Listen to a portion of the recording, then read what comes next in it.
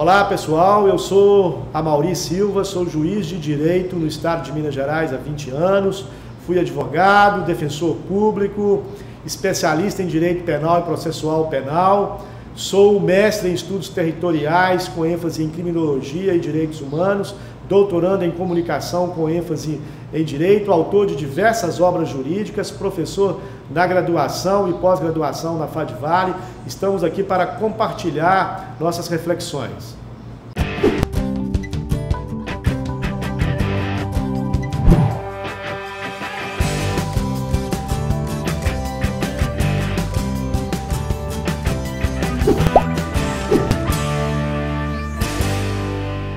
Olá pessoal, sejam bem-vindos à FAD-Vale Online. Tradição, responsabilidade, vanguarda no ensino jurídico.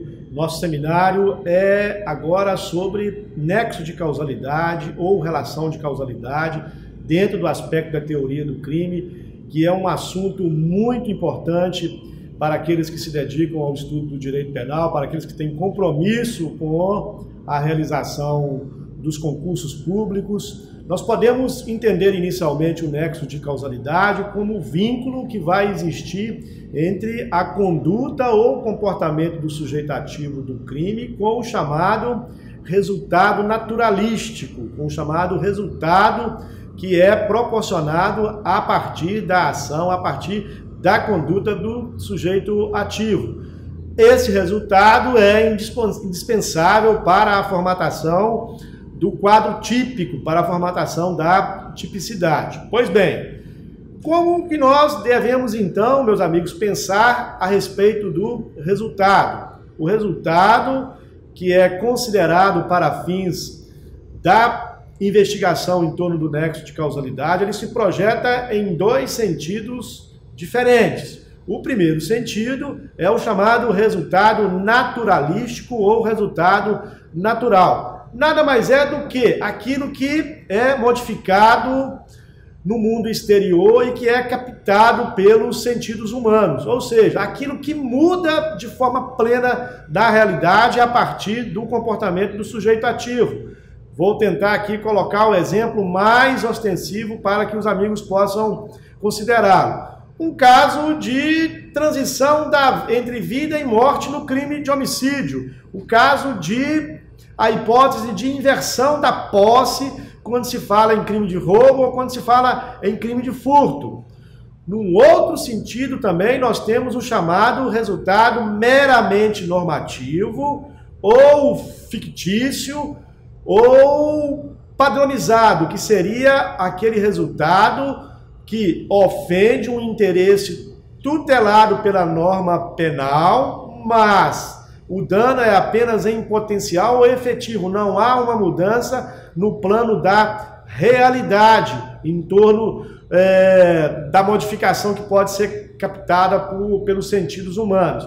Vou colocar como exemplo, seria, para a gente ilustrar esse ponto, a invasão de domicílio. A invasão de domicílio não vai por si só modificar o plano exterior da realidade, mas ele vai o que? Afetar o interesse legítimo daquele que é o senhor daquela moradia com relação à postura do sujeito ativo do crime de entrar ou permanecer clandestinamente ou indevidamente contra quem de direito naquele determinado local.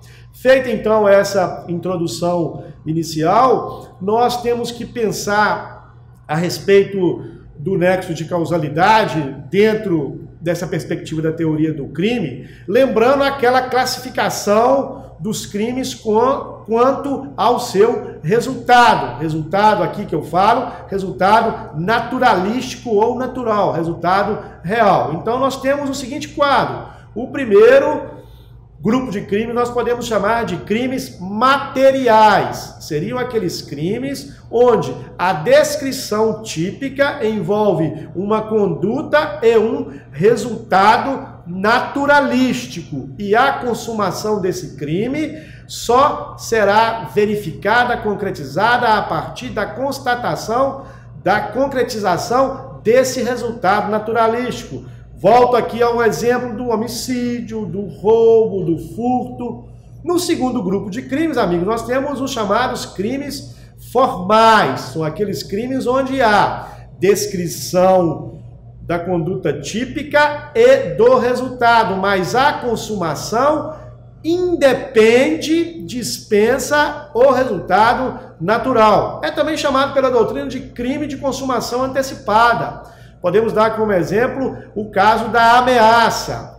No terceiro e último grupo de crimes, nós podemos apontar os chamados crimes de mera conduta, que são aqueles delitos onde há apenas a descrição de um comportamento sem apontamento a respeito do resultado naturalístico ou natural. Ou seja, há exaurimento com a própria conduta que é praticada pelo sujeito ativo. Podemos assim indicar como exemplo o porte de arma de fogo indevidamente, ilicitamente, o porte de tóxico, seja para consumo próprio ou para traficância, não há necessidade de nenhuma apresentação de resultado naturalístico. Pois bem, feito esse diagnóstico inicial, eu quero frisar com os amigos aqui a importância de nós refletirmos apenas em torno dos crimes materiais que têm link com o chamado nexo de causalidade. Por quê? A responsabilidade penal ela vai depender do chamado rompimento ou não do nexo de causalidade. Ou seja, questões muitas vezes abordadas em concurso sobre a ruptura do nexo de causalidade vai apontar a configuração, a classificação típica final de um determinado fato que é estudado e, obviamente, da responsabilidade penal da pessoa que é, eventualmente, praticante daquele fato, de uma maneira direta como autoria, coautoria ou participação. Pois bem, existe uma técnica elaborada pelo professor sueco Tyrann que diz respeito à investigação quanto ao estudo de um determinado fato ser considerado causa do resultado. É uma articulação até mesmo simples de ser feita, mas com uma precisão muito grande, denominada juízo hipotético de eliminação. Está ao alcance de todos nós. Conseguimos estudar e definir se um determinado fato pode ser considerado causa de um resultado. Basta uma atenção, uma concentração sobre o seguinte pensamento.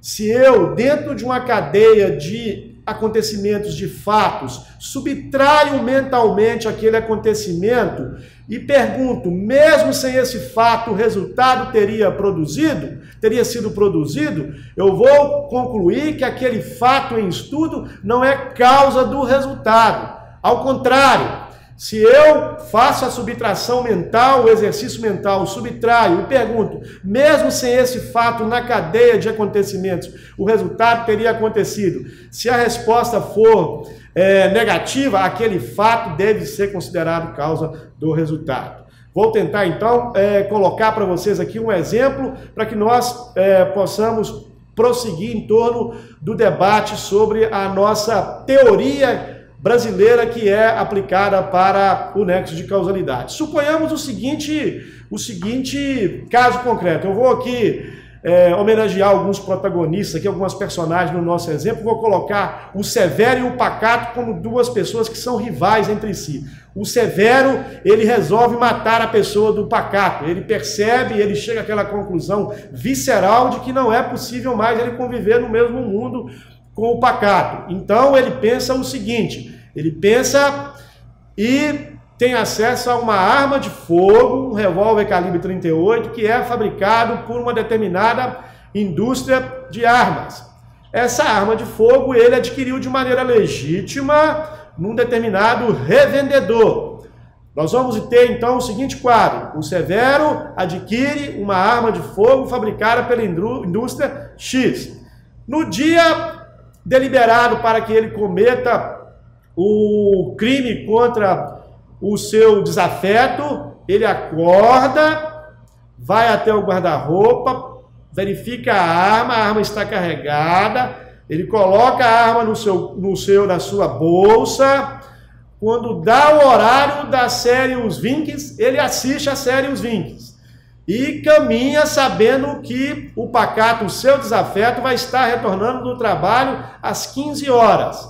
Ele prossegue em direção a essa pessoa que vem a ser a vítima e no momento em que tem condições de alvejá-la, ele descarrega toda a arma e acerta fatalmente o pacato, sobrevindo à morte dessa pessoa. Eu fiz aqui a descrição de um crime de homicídio. Esse homicídio está encadeado por diversos fatos, por diversos acontecimentos. Existe apenas um deles que não pode ser considerado causa do resultado. Logicamente que os amigos prestaram bem atenção e identificaram que esse fato é a contingência do Severo ter assistido a série Os Vinques.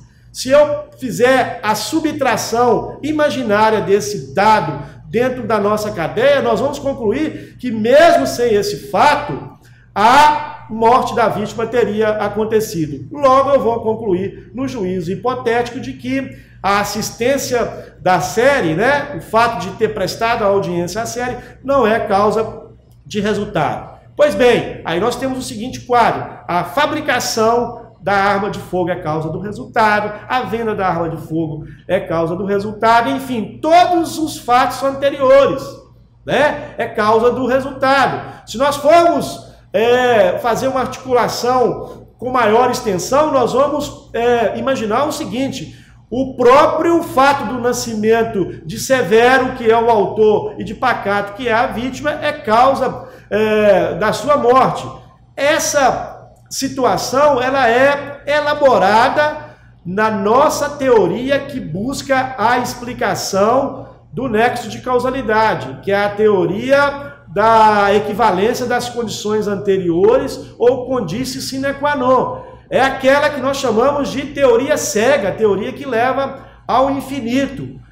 Ela é uma das mais utilizadas em todo o mundo, mas nós nos deparamos com a perplexidade da sua insuficiência para resolver determinados fatos relacionados ao nexo de causalidade. Em contrapartida a ela, modernamente, hoje, se divulga muito, se fala muito da teoria da imputação objetiva, que eu vou deixar aqui para os amigos apenas como uma referência inicial de contraste à equivalência das condições, porque essa teoria da imputação objetiva merece, obviamente, um seminário específico onde possa se aprofundar em torno do seu debate. Mas veja bem, a partir do momento que a teoria brasileira e a teoria utilizada na maior parte do mundo é uma teoria cega que leva ao infinito, nós poderíamos cogitar de que também responsável pela morte de Pacato seria o fabricante da arma, ou o vendedor da arma, ou mesmo a mãe de um ou a mãe do outro. Por que eles não são, então, responsabilizados? Porque essa teoria, para fins de definição da responsabilidade penal, ela precisa de fazer a sua agregação, a sua articulação com os chamados elementos subjetivos que levam à culpabilidade. Ora, o fabricante e o vendedor da arma só não são responsáveis pela morte de Pacato porque eles não tiveram o dolo, a vontade livre e consciente, ou mesmo o dolo eventual, não assumiram o risco de produzir o resultado da morte daquela pessoa. Sendo assim, há então uma exclusão da responsabilidade dessas pessoas. O exemplo que eu passei para ilustrarmos o nosso raciocínio é um exemplo que há um distanciamento muito grande de um fato remoto com um fato mais próximo à morte da vítima. Mas em determinadas situações, e isso vai ser um sintoma da insuficiência da equivalência das condições, isso pode gerar uma certa dúvida em relação à responsabilidade penal. Vou levantar aqui com vocês, relembrar um caso triste do nosso cotidiano forense, mas é um fato que, embora tenha esse emblema de dramaticidade e profundamente foi um fato extremamente lamentável, mas ele serve para contribuir com o nosso pensamento para entendimento do nexo de causalidade. Eu me refiro à chacina de Realengo. Se vocês se lembrarem, ou os amigos pesquisarem a respeito, um atirador entra na escola e vitima vários estudantes. ele então comete o autoextermínio. A partir da investigação, a polícia cogita de que poderiam ter outras pessoas envolvidas, que seriam aquelas pessoas que passaram as armas para o atirador, venderam. Olha, como elaborar um raciocínio em torno do nexo de causalidade para dizer se o ato da venda levou ao resultado morte daquelas vítimas? Eu fazendo análise pura e simplesmente com base na relação de causalidade, eu vou utilizar a equivalência das condições anteriores, onde há uma simetria entre todas as causas, vou dizer que o comportamento de vender as armas para o atirador também é causa do resultado. Mas veja bem, a responsabilidade daqueles que venderam, ela é limitada pelo elemento subjetivo. Eles não tiveram dolo ou culpa com relação àquele fato. Ou se tiveram, isso não vai aparecer, muito em função de que, quando se debruça a respeito da prova de elemento subjetivo, há uma dificuldade imensa para que nós tenhamos condição de elucidar esse tipo de situação para autorizar uma conclusão justa em termos de responsabilidade penal. Vou dizer para vocês que, eventualmente, pode se incriminar alguém indevidamente, né, se confiarmos pura e simplesmente na perspectiva do elemento subjetivo, ou às vezes até deixar de fora de uma responsabilidade penal merecida aquele que eventualmente agiu em torno do elemento subjetivo. Mas essa é uma problemática universal, é uma problemática que desafia os grandes estudiosos do direito penal, a filosofia do direito penal. Nós temos que estar atentos para, ao ponto de fazer uma crítica à equivalência das condições, tentar forjar outra perspectiva para que possamos evoluir no pensamento científico e teórico, permitindo que as soluções dos casos concretos em termos de direito penal seja feita de maneira adequada. Ok, amigos? Eu vou passar para um outro ponto que é muito interessante em relação à utilização da equivalência das condições, que são as chamadas causas absolutamente independentes. Elas vão nos trazer uma dinâmica com relação à análise de casos concretos, onde o nexo de causalidade é posto como objeto de estudo, e se nós tivermos o cuidado de sempre utilizarmos o juízo hipotético de eliminação do professor Tylen, nós vamos conseguir chegar a resultados satisfatórios. Pois bem, as causas absolutamente independentes, elas vão aparecer por si mesmas, elas vão surgir dentro de uma autonomia delas próprias, e elas sozinhas têm condições de produzir o resultado. Qual o resultado que é? É o chamado resultado natural, resultado naturalístico, que vai levar à configuração do fato típico. Elas são absolutamente independentes em relação a quem? Em relação ao comportamento do sujeito ativo. Muita cautela na hora de pensar a esse respeito. Essas causas absolutamente independentes, elas vão nos permitir uma classificação em 3 momentos diferentes. O primeiro são as chamadas pré-existentes, que significam o quê? A causa absolutamente independente pré-existente à conduta do sujeito ativo. Eu vou ilustrar aqui com um exemplo, buscando fornecer aos amigos a maior clareza para que possam refletir de maneira adequada. François atira com a intenção de matar em Jean Paul, acerta na região do tórax. O Jean Paul vem a falecer, mas não em virtude do disparo, mas porque ele, momentos antes, tomou o veneno, pois tinha uma intenção suicida. Se nós utilizarmos o juízo hipotético de eliminação, nós vamos fazer o seguinte: vamos tirar os disparos da linha de acontecimentos e perguntar, mesmo assim, a morte da vítima teria acontecido? Sim, Jean Paul teria morrido, pois o fator determinante do seu óbito foi o envenenamento.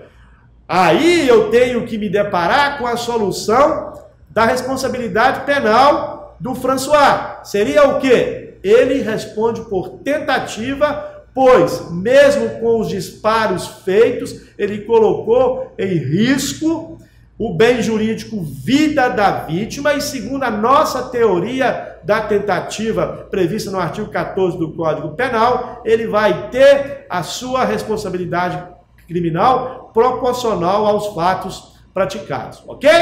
A segunda modalidade das absolutamente independentes são as chamadas concomitantes. Seria a seguinte elaboração: o A atira em B com a intenção de matá-lo, mas antes que esses projéteis atinjam a vítima, ela é alcançada por um raio e provoca a sua morte.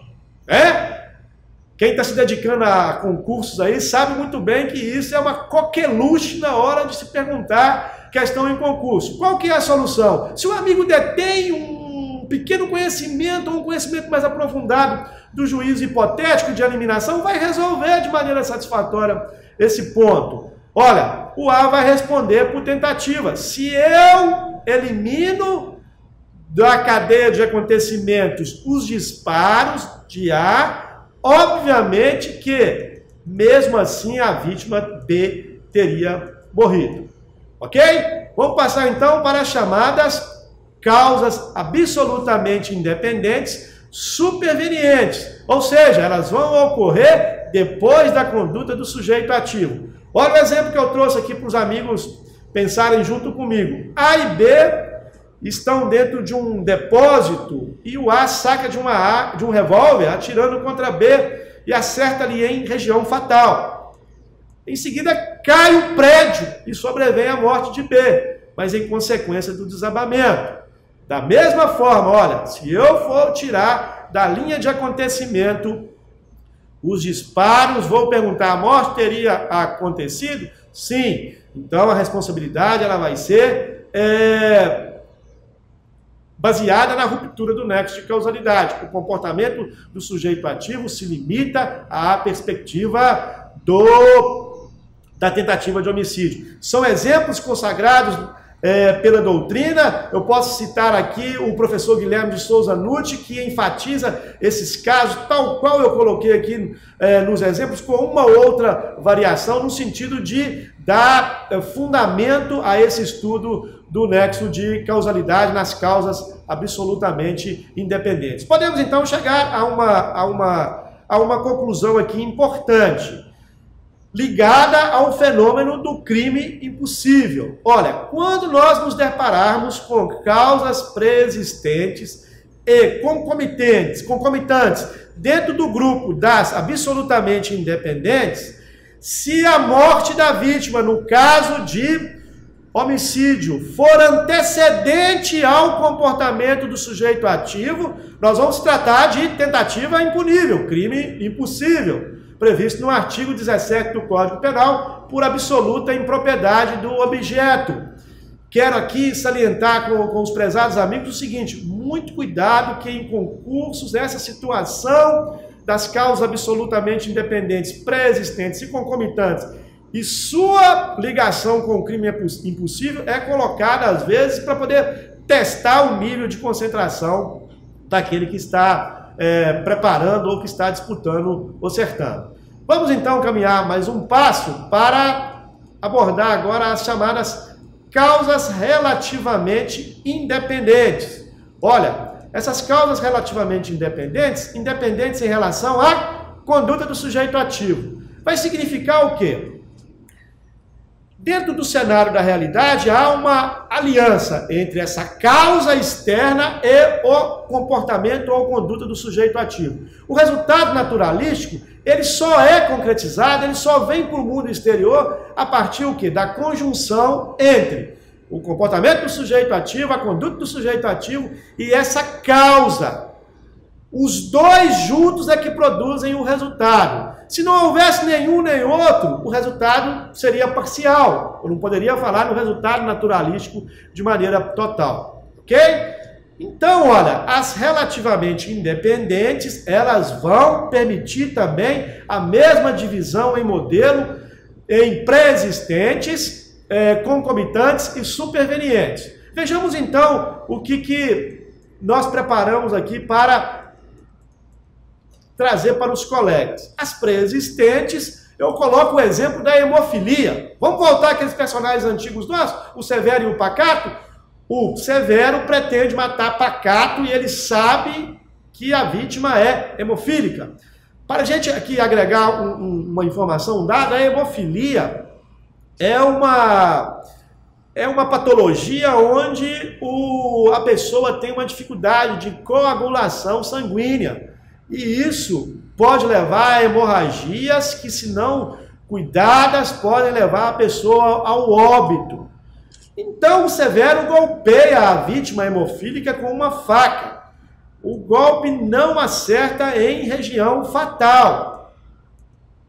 Nós podemos presumir aqui o seguinte: o ânimos necrande, dolo de matar, com o conhecimento da situação especial da vítima, que vem a morrer, pois sofre hemorragia e não consegue estancar em função da hemofilia, a responsabilidade penal do autor do fato é por homicídio consumado, porque ele detinha o conhecimento daquele fato.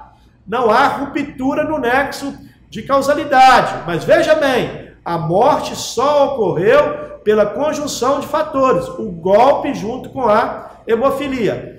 Para fins didáticos aqui, eu vou tentar distribuir esse exemplo. Suponhamos então que o autor Severo tivesse a intenção de provocar apenas lesões corporais. É o que nós chamamos do animus laedandi, o ânimos de agredir, de ferir. A responsabilidade dele seria, então, por lesão corporal seguida de morte.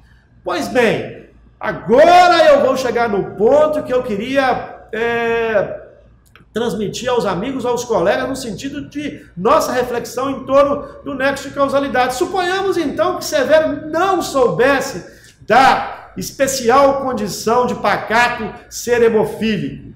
Olha, ele responderia por tentativa de homicídio. Por quê? O resultado só veio a partir da aliança dos dois fatores. Conduta do sujeito ativo com a causa externa que não era de seu conhecimento. Eu tenho que fazer o rompimento com o nexo de causalidade. Utilizando o juízo hipotético de eliminação, também eu vou chegar à conclusão de que o fato sozinho do golpe, porque não foi em região fatal, não levaria à morte da vítima. Então, eu tenho que eliminar aquilo como causa única do resultado. A causa, então, ela passa a ser agregada. Vamos partir para o próximo, que seriam as causas concomitantes. Vamos dizer o seguinte: o A atira em B no exato momento em que ele está sofrendo um ataque cardíaco. E aí há uma prova de que a lesão provocada por A, junto com o ataque cardíaco, provocou o quê? A morte. Então, veja bem, eu não tenho como fazer a cisão. No juízo hipotético de eliminação, os dois fatos levaram à morte. O A responde por homicídio consumado. A responsabilidade penal dele vai ser plena. Vou chamar a atenção dos amigos aqui para as causas relativamente independentes supervenientes, porque ela é a chamada vedete da companhia. É sobre ela que concentram as maiores especulações em torno de questões de concurso, em torno de questões alusivas à própria construção doutrinária e jurisprudencial, e é importante a gente termos um domínio a respeito do tema. Logicamente, o superveniente vai ocorrer em momento posterior à conduta do agente ou sujeito ativo. O A atira em B, com a intenção de matá-lo. A vítima vai até ao hospital e lá morre, em função de quê? O incêndio que ocorre naquele nosocômio. O artigo 13, parágrafo 1º do Código Penal vai resolver a questão. Ou seja, quando há o corte do nexo causal, o desdobramento tem que estar na linha evolutiva do perigo. O resultado todo é atribuível ao agente. Olha, ocorreu um incêndio em um hospital, está na linha evolutiva do perigo? De maneira nenhuma, né? Então eu tenho obrigatoriamente que fazer o chamado corte no nexo causal. Esse exemplo também pode ser estendido para as seguintes hipóteses, inclusive de casos concretos já enfrentados pela jurisprudência. O sujeito toma disparos, mesmo que sejam em região grave, fatal do corpo, e ele é socorrido por uma ambulância. Essa ambulância sofre um acidente no percurso do local do socorro até o hospital, e em virtude do acidente, a vítima morre. Eu tenho também que fazer o nexo causal, porque não há esse resultado na perspectiva objetiva da linha evolutiva do perigo. Agora vamos supor o seguinte: o sujeito sofre uma lesão, a vítima sofre uma lesão em virtude de golpes com arma branca, instrumento pérfuro cortante, ou então disparo de arma de fogo no pulmão. Ele é socorrido, vai até o hospital, e no hospital ele tem uma broncopneumonia. A jurisprudência já enfatizou que esse agravamento, essa complicação está na linha evolutiva do perigo. Como a lesão foi grave, o sujeito que praticou o fato responde por todo o resultado, ou seja, responde por homicídio consumado. Não há possibilidade de se fazer o corte no nexo causal. Nós podemos, então, resumir da seguinte maneira: as causas pré-existentes e concomitantes, relativamente independentes, sempre que forem conjugadas com a conduta do agente, fazem que esse responda pelo resultado, se ele tiver conhecimento dessa causa externa. Nas chamadas supervenientes, o resultado total só é imputado ao agente se estiver na mesma linha de desdobramento natural da ação e houver significância da lesão perpetrada. Para sublinhar esse último ponto das relativamente independentes nas supervenientes, eu vou dar o seguinte exemplo para vocês, inclusive de um caso concreto que eu tive a oportunidade de trabalhar em um tribunal do júri. Uma pessoa é lesionada com um pequeno golpe de faca na coxa direita. Ela é mal atendida em um posto de saúde e é liberada. Sobrevém, 2 dias depois, o agravamento da situação, pois a pessoa vitimada não passou pelo tratamento antitetânico. Ela sofre septicemia e vem a falecer. É denunciado por homicídio consumado. Olha, se nós articularmos o artigo 13, parágrafo 1º do Código Penal, nós vamos chegar à conclusão de que a linha evolutiva desse perigo não era a morte, porque a lesão não foi em região fatal e, além disso, a região afetada não era uma região de gravidade. O tratamento poderia muito bem ter impedido o falecimento. Então, o fato praticado pelo sujeito ativo não é por si só suficiente para produzir a morte da vítima. Logo, eu tenho que fazer o corte no nexo causal, o sujeito ativo, então, responder apenas pela tentativa. Eu vou caminhar mais um passo aqui para fazer o fechamento com os amigos, tratando da relevância da omissão. A relevância da omissão é um assunto que cria uma perspectiva de responsabilidade criminal a partir do comportamento omissivo daquele que apresenta uma posição singular em relação ao sujeito ativo do fato de forma natural. Ou seja, ele vai ser responsável pelo fato praticado se não atuou de modo a implementar a sua posição de garantidor do não acontecimento. Os primeiros pressupostos, os requisitos básicos para a relevância da omissão são o dever de agir, que é a chamada obrigação de atuar. O omitente tem que ter uma obrigação, um dever de agir de modo a evitar a produção desse resultado naturalístico e o poder agir, ou seja, nas circunstâncias concretas, além dele ter a obrigação de agir, ele também deve poder agir. Vou colocar aqui em vocês um exemplo, para vocês um exemplo ilustrativo. Suponhamos um vigia de uma instituição de ensino jurídico que fica no período noturno fazendo a vigilância do prédio. Quando chega a avançada madrugada, ele desarmado, apenas fica fazendo a ronda interna, entra 3 assaltantes, 3 armados e rendem esse vigia.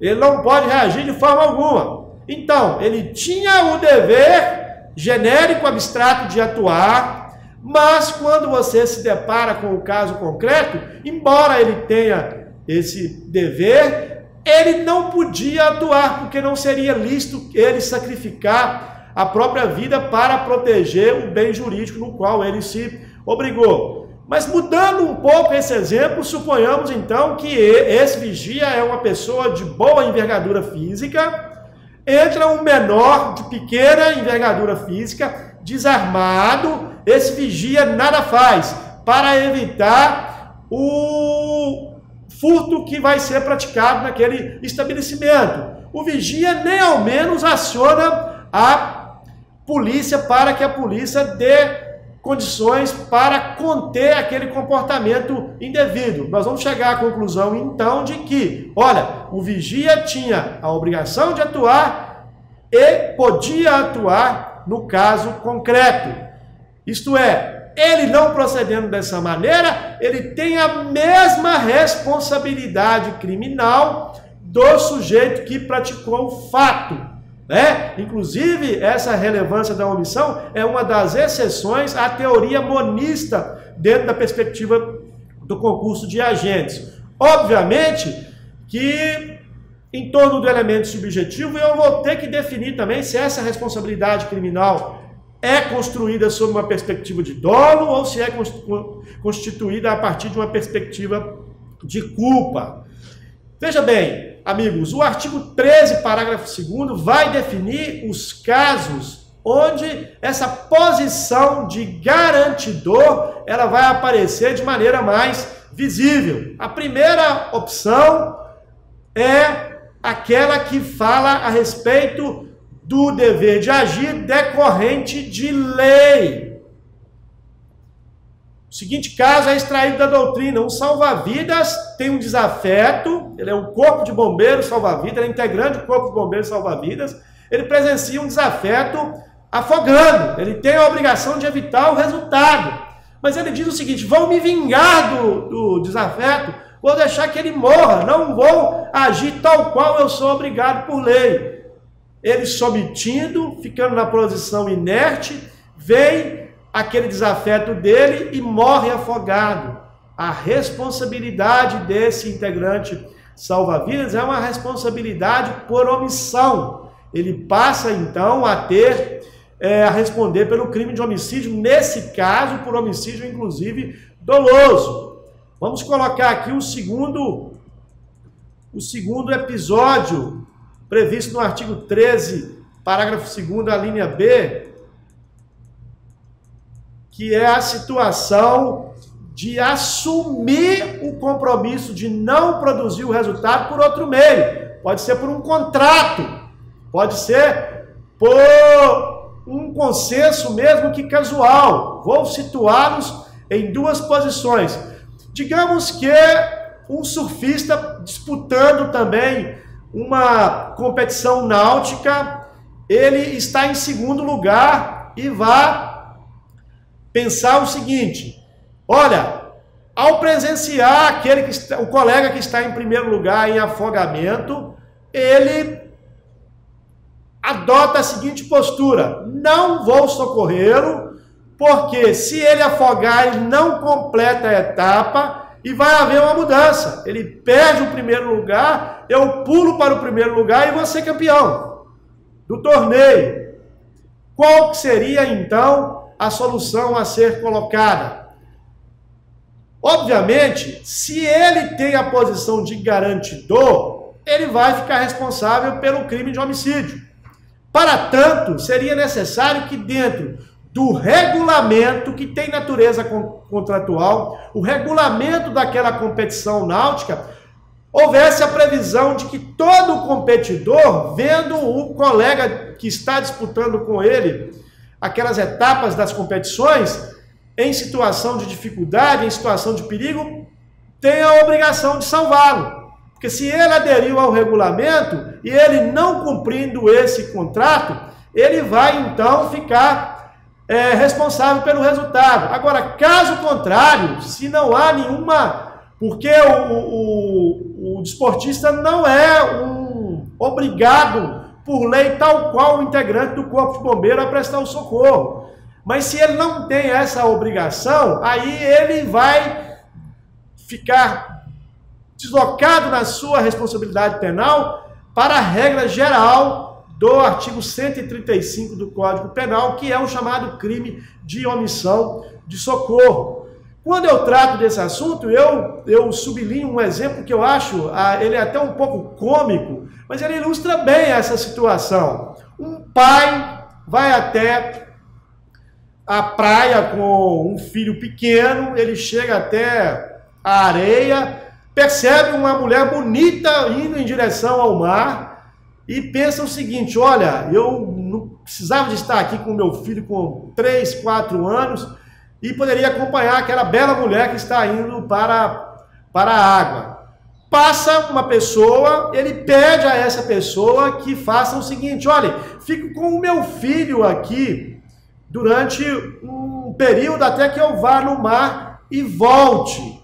Essa terceira pessoa faz uma concordância com esse pai e concorda de ficar vigiando a criança por alguns minutos. O pai então vai atrás da moça bonita que foi se banhar e não volta, e demora muitos minutos.